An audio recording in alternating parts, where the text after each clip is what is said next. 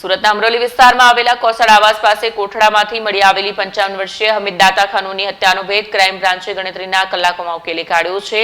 Police તપાસમાં ચોંકાવનારો ખુલાસો થયો છે। સુરતના અમરોલી વિસ્તારમાં આવેલા કોસળ આવાસ પાસે કોઠડામાંથી મળી આવેલી 55 વર્ષીય હમીદા ખાતુનની હત્યાનો ભેદ ક્રાઇમ બ્રાન્ચે ઉકેલી કાઢ્યો છે। પોલીસ તપાસમાં ચોંકાવનારો ખુલાસો થયો છે કે મૃતક હમીદા ખાતુનના નાના પુત્ર પરવેઝ અને તેની પુત્રવધુ સબાના વચ્ચે પ્રેમ સંબંધ હતો। ઘરમાં અવારનવાર થતા પૈસાના વિવાદ અને ઝઘડાથી કંટાળી આ બંનેએ હમીદા ખાતુનને રસ્તામાંથી હટાવવાનું કાવતરું ઘડ્યું। ગત 10 માર્ચે ત્રણેય આરોપી ભેગા મળી હમીદા ખાતુનનું ગળું દબાવી હત્યા કરી। એક દિવસ લાશ ઘરમાં છુપાવી રાખ્યા બાદ તેને કોઠડામાં બાંધી 11 માર્ચના બપોરે હનુમાનજીના મંદિર પાસે ફેંકી દીધી।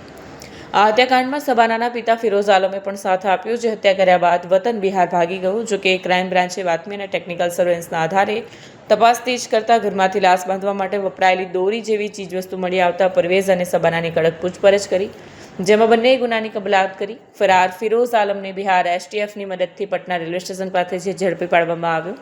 હાલ પોલીસે પુત્ર પરવેઝ, પુત્રવધુ સબાના અને તેના પિતા ફિરોઝની ધરપકડ કરીને કાયદેસરની કાર્યવાહી હાથ ધરી છે। ક્રાઇમ બ્રાન્ચ અને અમરોલી પોલીસની ટીમે જ્યારે પરિવારના સભ્યોની પૂછપરછ શરૂ કરી ત્યારે તેમના નિવેદનોમાં વિરોધાભાસ જોવા મળ્યો। શંકાસ્પદ હિલચાલને કારણે પોલીસે પરવેશ અને તેની ભાભી સબાનાની ઘનિષ્ઠ પૂછપરછ કરી હતી, જેમાં તેઓ ભાંગી પડ્યા અને ગુનાની કબૂલાત કરી લીધી। ગઈકાલે સવારે 11 વાગે અમરોલીના કોસાડ આવાસમાં H2 મંદિર હનુમાનજીના મંદિર પાસેથી એક કોથળામાંથી કર્મચારી જે સફાઈવાળા હતા એમને સવારે એક કોથળો મળ્યો, જે વજનમાં વધુ લાગતા જે ચેક કરતા અંદરથી એક ડેડ બોડી મળી આવેલી હતી અને હાથ પગ એક 50 થી 55 વર્ષની ઉંમરની લેડીના હાથ પગ બાંધેલા હાલતમાં મળી આવી હતી અને આ અનડિટેક મર્ડરનો ગુનો પ્રાથમિક દ્રષ્ટિએ લાગતો હતો। આ અનડિટેક ડેડ બોડી મળ્યા પછી ક્રાઇમ બ્રાન્ચની ટીમ, અમરોલી પોલીસની ટીમ, અલગ અલગ ટીમો કામે લાગેલી હતી। દરમિયાનમાં એક ઇન્ફોર્મેશન મળી કે આગલા દિવસે અમરોલી પોલીસ સ્ટેશનમાં એક 55 વર્ષની હમીદા ખાતુન નામની લેડી ઘરેથી કંઈ લેવા બજારમાં જાઉં છું એવું કહી અને ગુમ થયેલ છે। એ બાબતની જાણવા જોગ એન્ટ્રી, મિસિંગની એન્ટ્રી એમના દીકરા મોહમ્મદ પરવેઝે કરાયેલી હતી।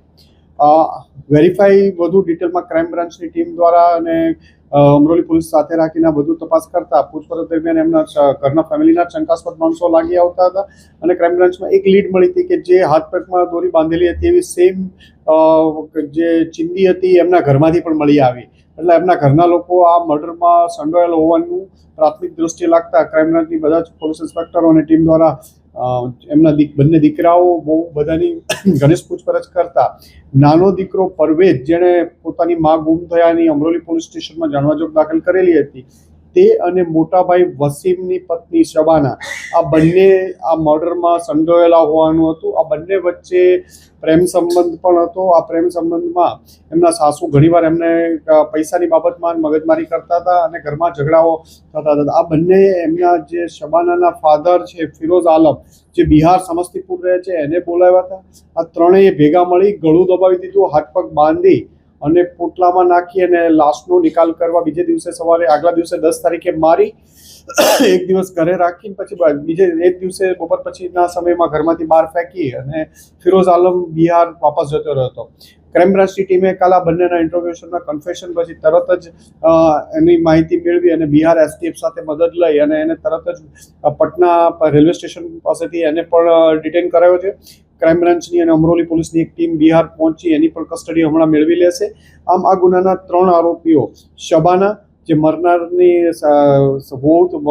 વહુ થતી હતી, એમનો નાનો દીકરો પરવેઝ અને એના શબાનાના ફાધર ફિરોઝ આલમ, 3 આ ગુનાના મુખ્ય આરોપી હતા। 3 પોલીસ કસ્ટડીમાં છે અને આ બાબતની આગળની તપાસ ચાલી રહી છે।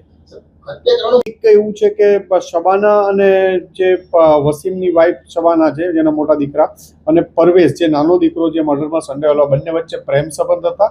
એટલે મરનારની માને કદાચ ખબર પડી ગઈ હોય, આ બાબતના ઝઘડા થતા હોય એના કારણથી, અને બીજું એમના ફાધર ફિરોઝ આલમ અને જે મરનાર લેડી હમીદા બાનુ વચ્ચે પણ કોઈ સંબંધ હોવાનું અત્યારે લાગી આવ્યું છે અને પૂછપરછ પોલીસની ચાલુ છે।